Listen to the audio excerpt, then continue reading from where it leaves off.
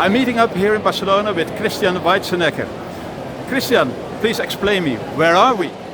Yeah, good morning. We are here in Barcelona on the Smart City Expo. It's a lovely day today, many interesting companies, many interesting technologies, and I'm glad to be here. What are you exactly showing here at the show? We are showing our LiDAR devices that we manufacture and design. And these LiDAR devices are used in Smart City for different applications. Different applications. Can you give an example? What sort of application do I need to think of? Yeah. So typically what the LiDAR are used for is to track people in a scene and to be able, for example, to count them, or to be able to count how many people are entering a store. That's one example. Another type of application is looking at cars in the street or trucks in the street and understanding how fluid your city is working. Or another type of application could be to look at your warehouse and materials that are stocked in your warehouse. Imagine if you have salt and you need to use the salt to de-ice your streets. You could track how much salt you have available in the different storages in your facility. So many different applications. Absolutely. For LiDAR. Can you explain a bit more in depth? What exactly is LiDAR and what makes it so interesting? Yeah. So a LiDAR basically is a sensor that is able to measure the distance of any object in the scene. So the LiDAR is capable of making a 3D map of the scene in real time. And what we do with this is we use this data to extract information of interest of the city. And that's why we have so many examples, because imagine if you have a 3D map of the scene that is around you and you are able to understand what is around you, you can of course extract many different types of information like position of people, position of cars, volume of things that are around you. Now this is a LiDAR solution which can be used in cities. How far can I look with this LiDAR solution?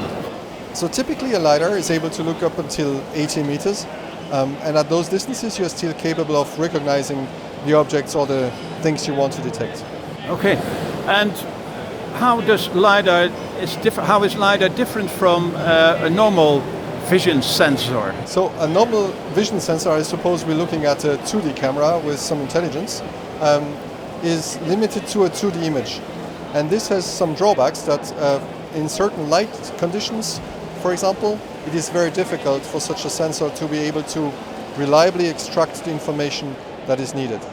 Our sensor is different by that we directly have a 3D map of the surrounding in real time, and based on this 3D map we are able to extract very precisely position of objects, volumes of objects, and that means we do not have those artifacts that other technologies will have when running.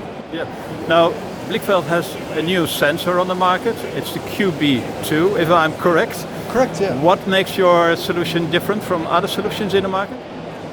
So, what makes our solution different is our solution is designed for IoT applications, for smart city applications. We want to make it as simple as possible for the customer to get the data of interest for the customer. So what we do is, this is our typical sensor.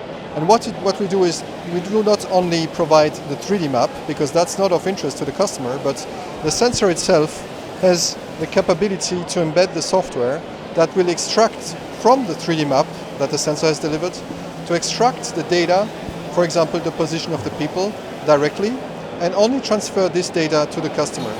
That means it's extremely easy to install, and it's extremely easy to integrate it into a city environment, for example. For my interest, what is this data? How is that standardized data? Is it general? Yes. So, if you imagine, I told you about the example of customers of ours that are using the sensor to measure the volume of certain goods. Like, think about somebody interested in understanding how much salt there is in certain places. The information of interest is a volume indication. So what we give out is a simple number in that case that says in location 1 there is so much of salt.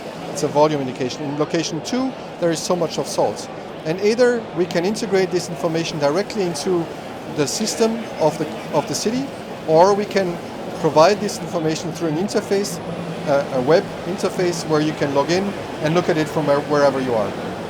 That sounds all excellent. Yeah. Thank you very much for your explanation and good luck with the show. Thank you very much. Thank you. Same for you.